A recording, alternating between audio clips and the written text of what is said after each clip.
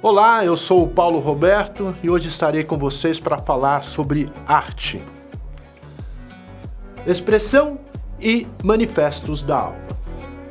O que é arte e como podemos definir, compreender, classificar, perceber ou criá-la? Se você fizer essa pergunta ao Mr. Google, ele responderá assim, né? Uma produção consciente de obras, formas ou objetos voltada para a concretização de um ideal de beleza e harmonia, ou para a expressão da subjetividade humana. Por exemplo, uma obra literária, mas aqui eu adiciono. Poderia ser uma fotografia, um filme, uma música, uma dança, um desenho, uma pintura, uma escultura ou até mesmo uma performance. Uma habilidade ou disposição dirigida para a execução de uma finalidade prática ou teórica, realizada de forma consciente, controlada e racional.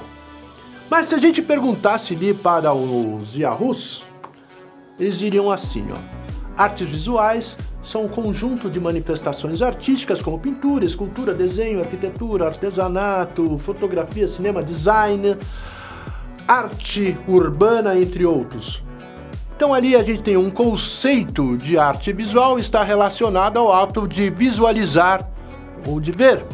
Por isso se integra às artes em que a fruição, ou seja, a participação, a apreciação, e acontece tudo por meio da visão. Por isso se diz artes visuais.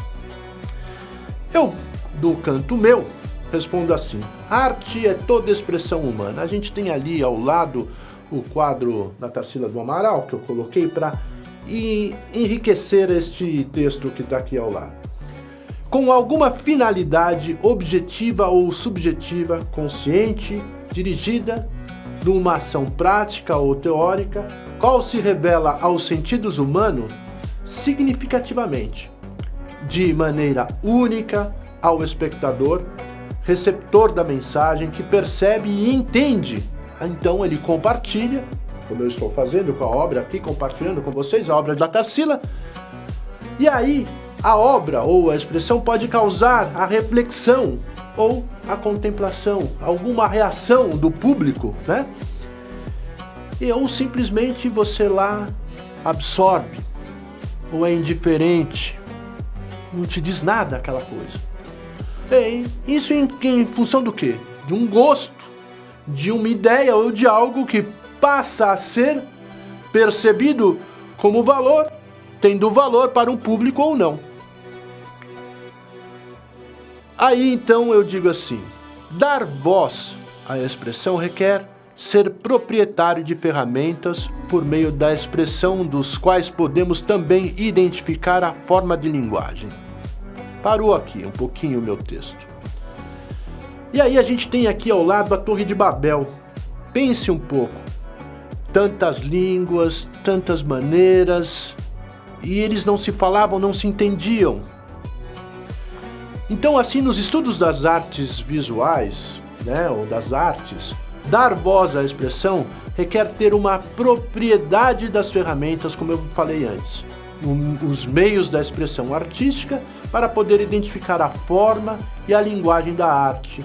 De outro modo, muitas expressões podem se tornar uma linguagem de difícil compreensão, não atingindo um público desejado. E aí a gente se pergunta: um artista sem público é um artista? Para isso, para a gente poder entender, estudar arte requer tantas coisas e responder às perguntas como, assim como, para melhor conhecer uma obra, né? O que eu preciso fazer? Eu preciso conhecer mais o artista. Então aí a gente costuma também dividir o tempo, contextualizar a obra em função de todos os eventos pertinentes à obra mesmo, ou seja, quando é que ela foi feita, o artista quando ele viveu. Portanto, compreender a obra significa contextualizar no tempo e no espaço da concepção e apresentação, como também a usufruição dela, o impacto que ela provoca no social. Então vejamos algumas linhas de tempo. Vamos olhar algumas linhas de tempo. Aqui, olha, a gente tem uma linha do tempo que vê a história, a pré-história, né? O paleolítico, o neolítico, tudo isso. Se a gente estuda a história, não necessariamente a história da arte, mas a gente estuda a história, aí a gente passa e vê uma outra linha de tempo que também parte dos mesmos pressupostos, né? Mas as iconografias são diferentes. E aqui também outras iconografias diferentes. O que eu quero dizer? O que é importante? Nesse sentido, a apreciação acontece por meio dos sentidos, onde a visão responde por grande parte para atender ao chamado do que acontece com a obra de arte, né? Então a gente pega e faz assim, eu tenho aqui uma espiral do tempo aqui ao lado. Vamos ler aquilo que está escrito. Dividir o estudo das artes no tempo, observando quando a obra foi feita e a técnica empregada, a sua condição espacial, o estado de conservação, a localização geográfica, os elementos naturais e não naturais que compõem a obra, a cor, a textura, a forma, a linguagem, né? O tempo na qual a obra existe, quem a fez, por que a fez, a função que ela exerce ou exerceu, o ritmo, se fosse uma música, como aquela tá. Entre tantas coisas, se busca também compreender quais foram os estímulos internos e externos do artista no momento da concepção e apresentação da sua expressão e etc. Aqui a gente tem uma linda obra do expressionismo. E aqui a gente vê a seguinte coisa, eu grito, todo mundo conhece a obra, né? Ou grande parte do público conhece a obra. Ele tem esse texto que ele escreveu, o que motivou ele a fazer esta obra. Estava andando pela rua com dois amigos. O sol se pondo em um céu vermelho sangue, senti uma brisa de melancolia e parei, paralisado, morto de cansaço. Meus amigos continuaram andando.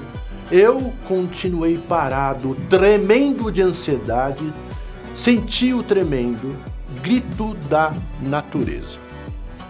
Edvard Munch. Quando a gente pensa nessa obra de arte e lê esse texto, a gente consegue entender um pouquinho mais o que acontece.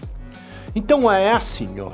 A expressão acontece, seja de forma consciente que não consciente, dos valores que tocam além do pensamento de quem as concebeu, as fez, a praticou, executou, expressou, fazendo acontecer o quê? Existir uma obra como esta. Portanto, compreender uma obra de arte significa contextualizá-la no tempo e no espaço da sua concepção e apresentação, como também o tempo de usufruição dela, tendo em vista o impacto que provoca no âmbito social. Nesse sentido, a apreciação que acontece por meio dos sentidos, onde a visão corresponde por grande parte ao entendimento da mesma, o sentir do espectador, a obra de arte pode atender ou não ao seu gosto. Ele pode dizer, eu não gosto disso. Ou eu simplesmente gosto. Então existem infinitos motivos e exclusivos de quem observa a obra para poder dizer isso aqui eu gosto ou eu não gosto. Assim, a expressão que acontece, seja de forma consciente ou não consciente, é impregnada de valores que tocam o pensamento de quem as fez e de quem também as viu, ajudou a estar ali. Veja aqui esse exemplo, uma obra de Pablo Picasso, né, o Guernica, e esse homem passando com a sacolinha amarela. A vida contemplou com os olhos da alma. É assim que a gente faz, a gente contempla com os olhos da alma o que acontece ao nosso redor para perceber se aquilo é real ou não, se é arte ou não. Todo esse discurso quer ser apenas uma introdução às artes que tocam tantas e tantas ciências, maneiras objetivas e subjetivas de conversar e expressar com maior ou menor habilidade o que se percebe simplesmente vivendo. Então, meu muito obrigado, eu espero que vocês tenham entendido um pouquinho mais sobre como ter um olhar para a obra de arte e a partir dali a gente vai se aprofundando lentamente. Um beijo, até breve.